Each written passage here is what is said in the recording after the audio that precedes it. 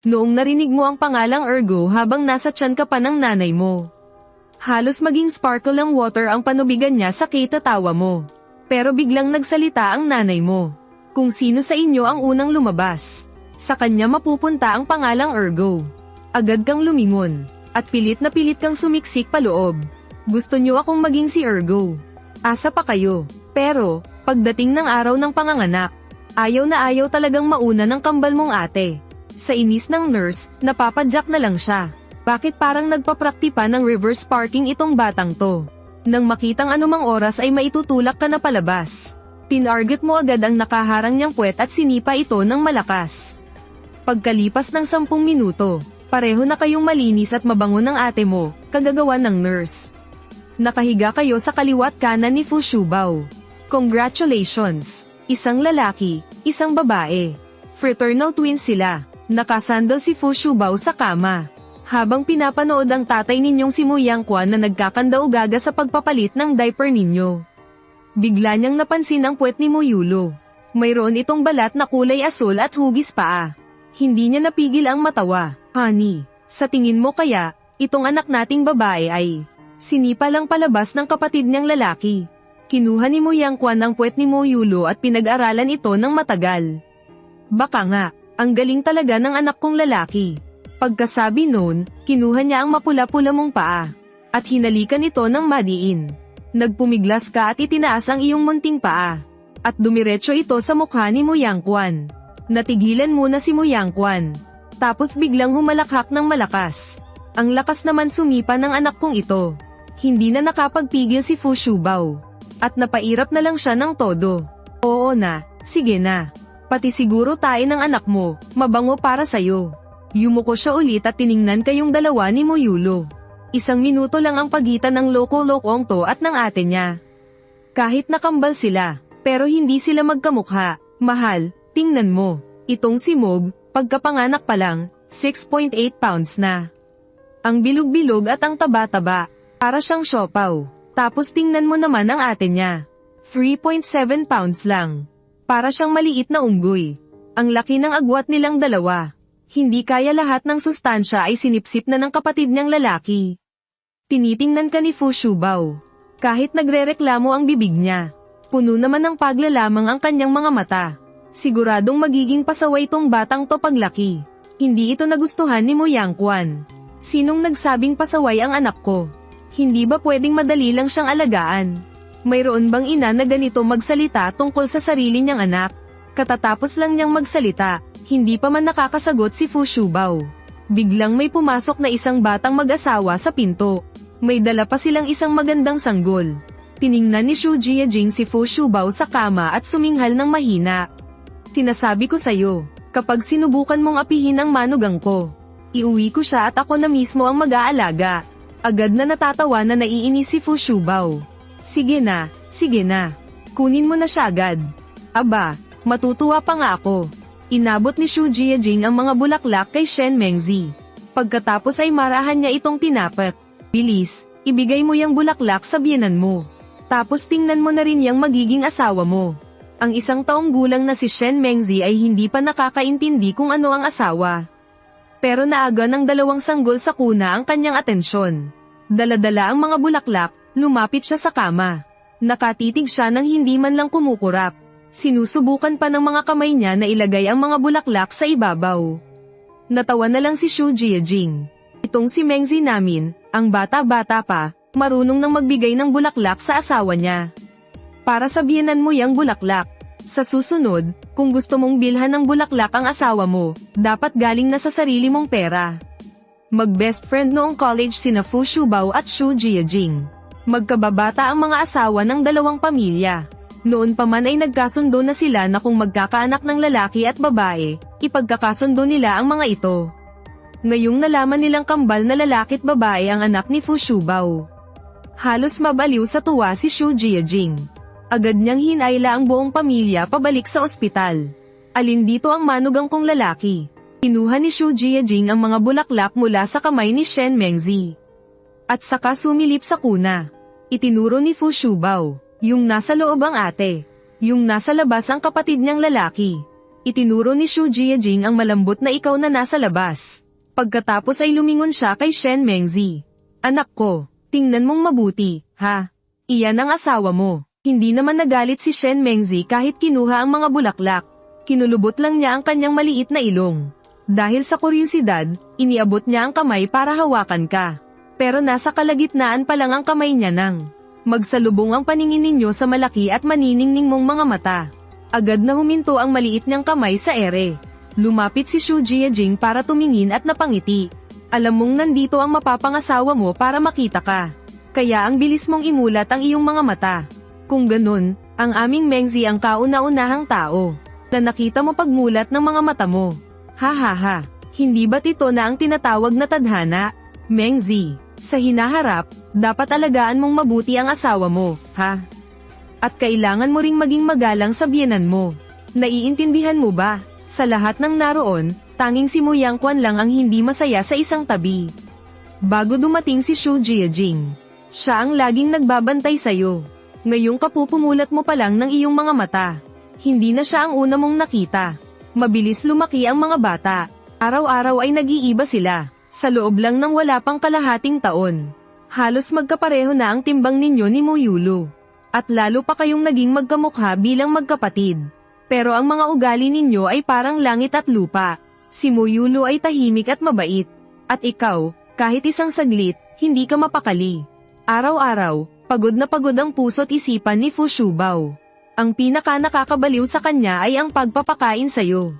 Kasi naman, kumain ka ng walang kaayos-ayos. Palagi kang naglalaro habang kumakain. Araw-araw na lang sumasabog ang galit ni Fu Shubao. Hindi na mabilang kung ilang beses niyang gustong bumigay. Isang araw, dumating si Shu Jiajing kasama si Shen Mengzi. Naabutan nilang sinusubuan ka ni Fu Shubao. Pero nasa bibig mo na ang kanin, ayaw mo namang nguyain. Bigla na lang kumulo ang dugo ni Fu Shubao. Hay nako, batang to. Kakain ka ba o hindi? Kung hindi ka kakain, ipapapakain ko to sa aso. Pagkasabi niya noon, kumuha si Fu Shubao ng isang katsarang kanin at diretsyong isinubo sa katabi mong si Mo Yulu. Noong mga oras na iyon, tumingala ka. Tinitigan mo si Mo Yulu ng iyong malalaki at bilugang mga mata. At sa isip mo, automatiko mong inisip na siya at ang aso ay iisa. Kaya nang susubuan ka na ulit ni Fu Shubao, itinuro mo si Mo Yulu gamit ang iyong maliit na kamay. Ang itsura ni Fu Shubao noong mga sandaling yun. Para bang gusto ka na niyang ihagis mula sa 18. Palapag papunta sa basurahan sa baba. Samantalang ang ate mong si Mo Yulu, napakadaling alagaan. Mag-isang hawak ang mangkok, sarap na sarap sa pagkain. Nang marinig niyang tinawag mo siyang aso, akala niya ay tinatawag mo lang talaga siya. Kaya nginitian ka lang niya ng malaki. Tiningnan naman ni Shen Mengzi si Mo Yulu na malapit nang matapos kumain. Tapos tumingin sa'yo na halos hindi pa nagagalaw ang pagkain. Tahimik siyang lumapit kay Fu Shubao at inilahad ang kanyang maliit na kamay. Mengzi, gusto mo bang pakainin si Muge? Pasubak na tanong ni Fu Shubao. Buong lakas na tumango si Shen Mengzi. Nako, salamat naman, Mengzi. Para bang nakahanap ng sawaklolo, iniabot ni Fu Shubao ang mangkok kay Shen Mengzi. Tawang-tawa naman si Shu Jiajing sa nakita niya.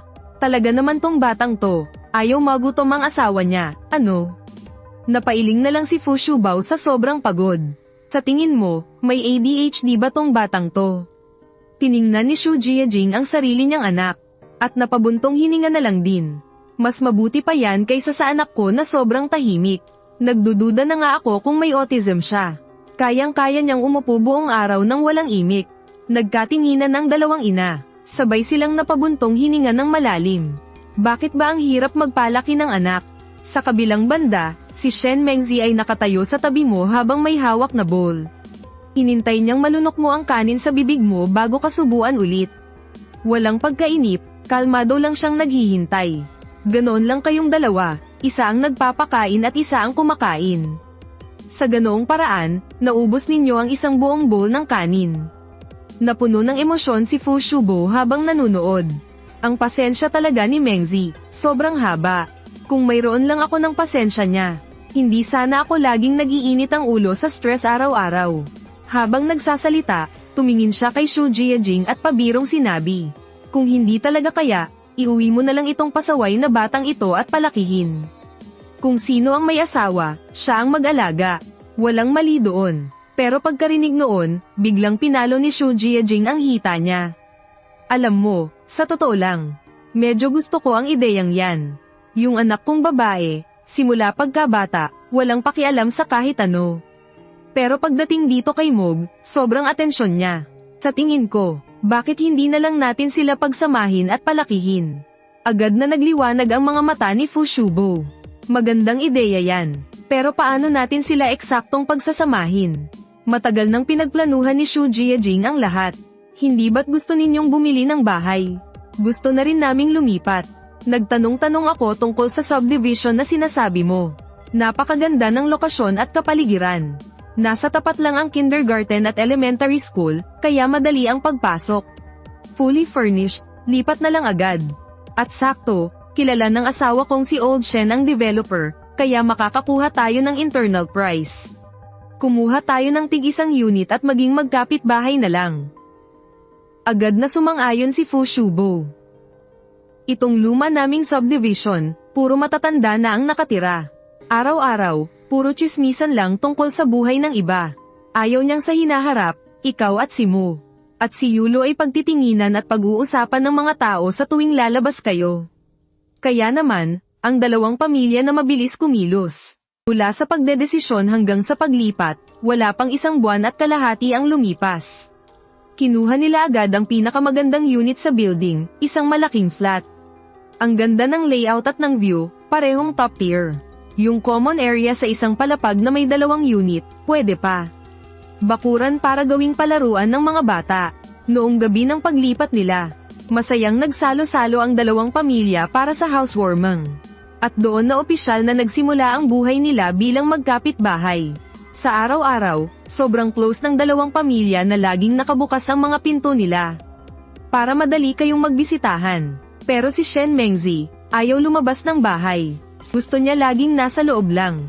Pero ikaw, gustong-gusto mong pumunta sa kapitbahay. Sa isang araw, mahigit 10 beses kang nagpupunta roon, para bang bahay mo na rin. Mas matagal ka pang ang tumatambay doon kaysa sa sarili mong bahay. Kung hindi ka lang pinipigilan ng mga magulang mo, siguro gabi-gabi mo nang dadalhin ang kumot mo para doon matulog. Ang ate mong si Mo Yulo ang naging parang personal mong buntot. Kung saan ka magpunta, doon din siya. Dahil kina Mo Yulo at Shen Mengzi, ikaw ang naging sentro ng atensyon sa pamilyang Mo at Shen. Kapag lumalabas ka, may 2 ka pang escort. Pati ang lakad mo, may angas. Ikaw na matapang na at mainitan pa ang ulo. 1 taon at kalahati ka pa lang, nakikipag-away ka na sa mga batang mas malaki sa'yo. At saka, lahat na lang gusto mong tikman. Kahit bulate sa tabi-tabi, sinusubo mo. Pero yun nga lang, isinilang kang may mukhang inosente at cute. Kaya walang makatiis na magalit sa iyo. Tuwing lalabas kayo, kailangang bantay sarado ka ng mga magulang mo. Dahil baka sa isang iglap, pulutin mo ang kung ano-ano sa sahig at kainin. Isang araw, pagkatapos ninyong kumain, isinama kayong 3 chikaiteng ng tatay mong si Muyang Kwan sa baba para maglakad-lakad. Pero paglabas nyo pa lang ng elevator, nagpumiglas ka na para makababa. Papa, ibaba mo ko. Gusto kong maglakad mag-isa. Walang nagawa si Muyang Kwan kundi ibaba ka. Sige. Oh, mag-iingat ka, ha? Huwag kang tatakbo kung saan-saan. Pero pagkatapak ng mga paa mo sa sahig. Para kang isang mailap na kabayong nakawala, humarurot ka ng takbo. Pero, kasisimula mo palang tumakbo. Bigla ka na lang bumagsak at sumubsob. Gamit ang mga kamay at paa mo, ikaw mismo ang tumayo. Kahit na may namumuong luha sa mga mata mo. Ayos lang, ayos lang.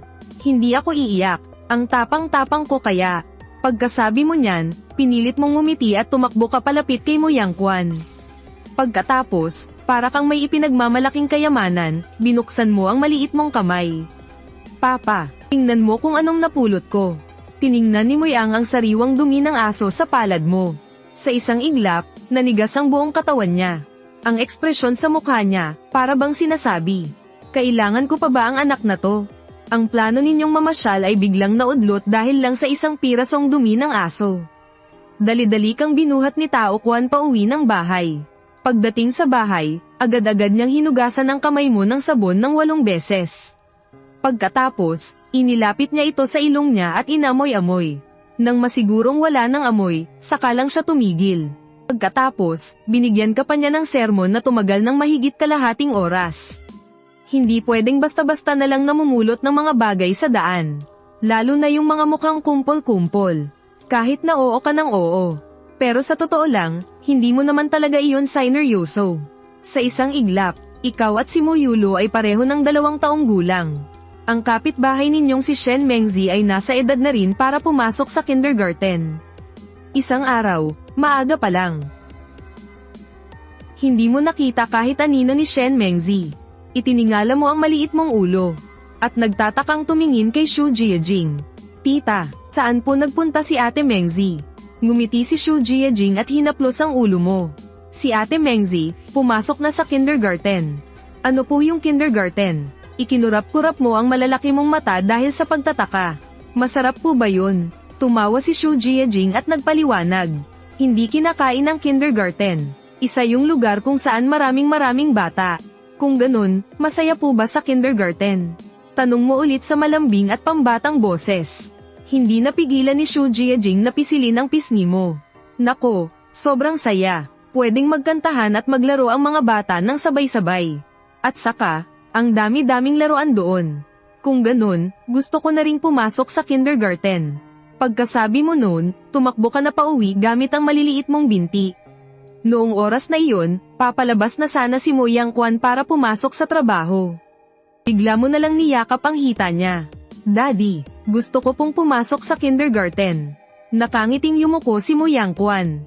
Hindi pa pwede, anak. Kailangang 3 taon muna si Mog bago pwedeng mag-kindergarten. Tiningnan mo ang mga daliri mo at seryosong nagbilang. Tapos, tumingin ka kay Mo Yangquan ng buong katiyakan. Daddy. Hindi pa po kasama yung sa tiyan. Hinaplos ni Mo Yangquan ang ulo mo nang may pasensya. Mog, anak, magpakabait ka, ha? Hindi pa talaga pwede ngayong taon. Sa susunod na taon na lang tayo pumunta, ha? Pero bigla na lang uminit ang ulo mo. Ayoko, gusto kong pumunta ngayon na. Gusto mo ba talagang pumunta, Mog? Pero hindi masaya sa kindergarten. Kapag pumasok ka, hindi mo na makikita si mommy at daddy. Sinubukan kang takutin ni Mo Yangquan. Pero ngumuso ka lang. Sinungaling si daddy. Sabi ni tita, sobrang saya raw sa kindergarten. Pumapasok na nga si Ate Mengzi, ayaw mo lang talaga akong ihatid, daddy. Kaya mo ko niloloko, Biglang napakamot na lang ng ulo si Mo Yangquan sa pagkalito. Hindi niya alam kung paano ipapaliwanag sa'yo na hindi ka papasok sa edad. Hindi naman sa ayaw kitang ihatid, anak. Ayaw ka lang talagang tanggapin ng kindergarten kasi masyado ka pang bata. Sige na, magpakabait ka na. Sa susunod na taon na lang, pwede ba? Talagang nagalit ka na ng todo. Ipinag-cross mo ang mga chubby mong kamay sa iyong dibdib. Sinadya mo pang tumakbo palayo at talikuran si Mo Yangquan. Mukha kang galit na galit at hindi na masuyo. Hindi malaman ni Mo Yangquan kung matatawa o may iyak habang tinitingnan ka. Ngayon lang niya nalaman mula nang magkaanak siya ng lalaki. Na kahit anong edad pala ng lalaki, ang hirap-hirap suyuin.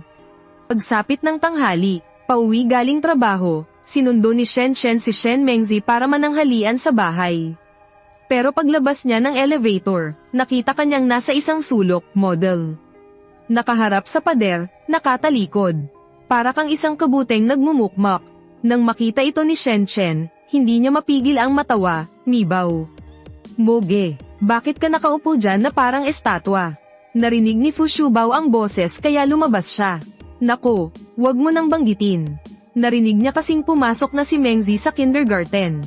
Kaya itong batang to, nagpipilit ding pumasok. Kapag hindi pinayagan, nagagalit. Kanina pa yan dyan mag-umaga, mas mahirap pang paamuin kaysa sa baboy. Napangiti si Shen at sinabing, kung talagang ayaw paawat, isama mo na para masubukan. Kilala ko ang principal doon. Sa ugali niyang yan, sigurado ako, wala pang kalahating araw yan, iiyak na yan at magpapasando. Pwede ba yun? Medyo nag-aalala pa rin si Fu Shubao. Kahit hindi pwede, pagpwedehin. Buong loob na sinabi ni Shen.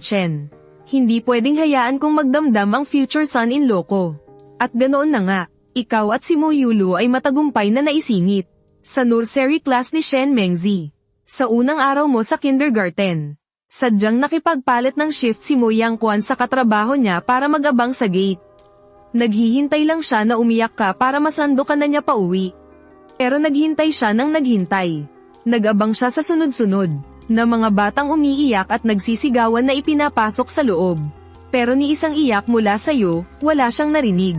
Samantala, ikaw naman ay nakaupo sa gitna ng grupo ng mga bata. Ang iyong malalaki at bilugang mga mata ay malikot na tumitingin-tingin sa paligid.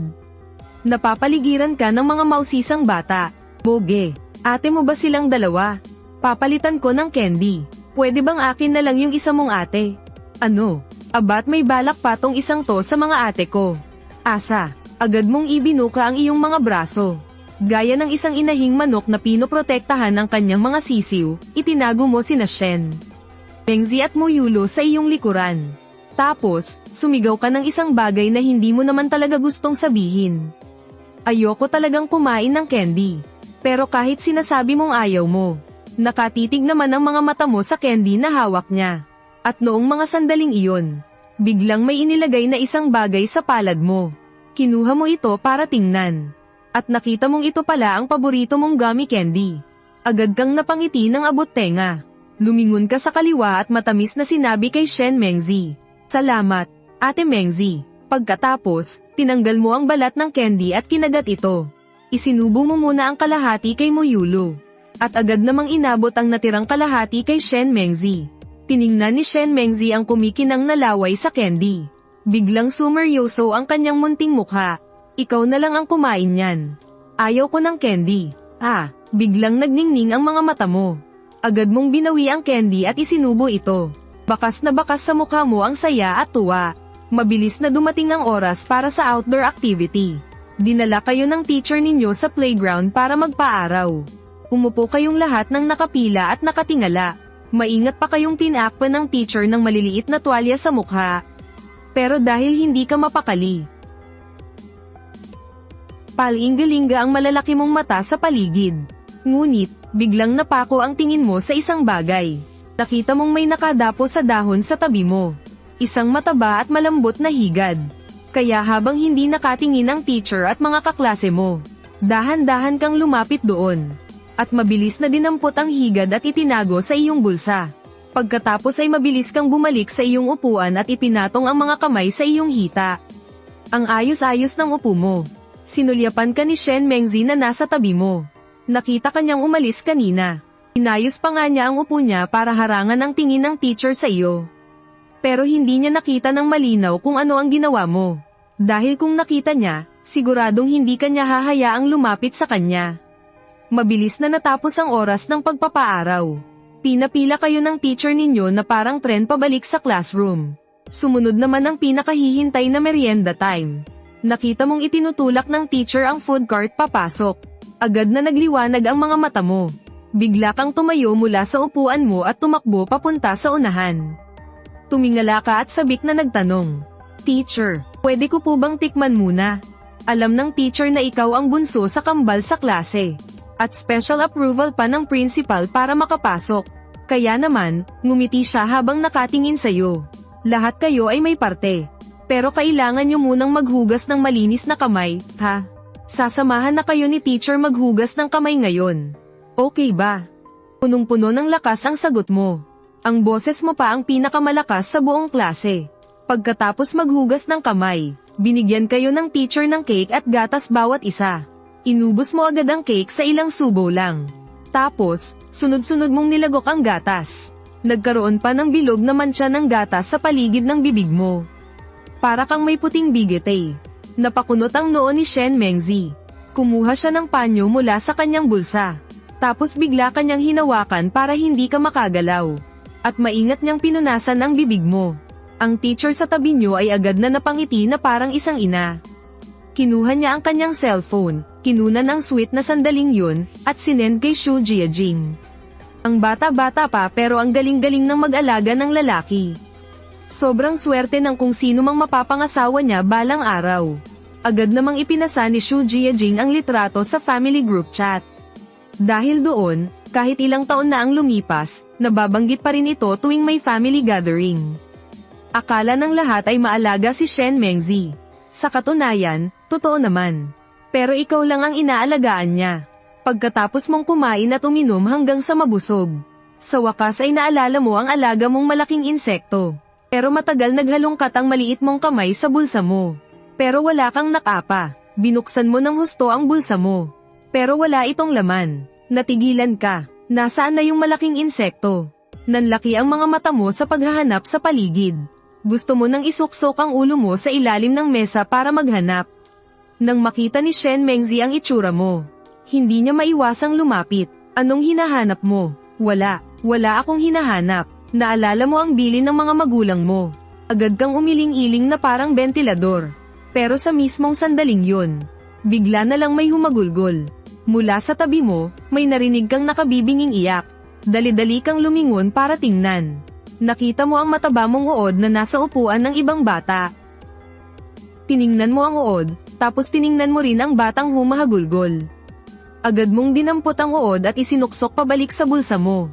Agad na natigilan ng bata sa tabi mo. At lalo pang lumakas ang iyak niya.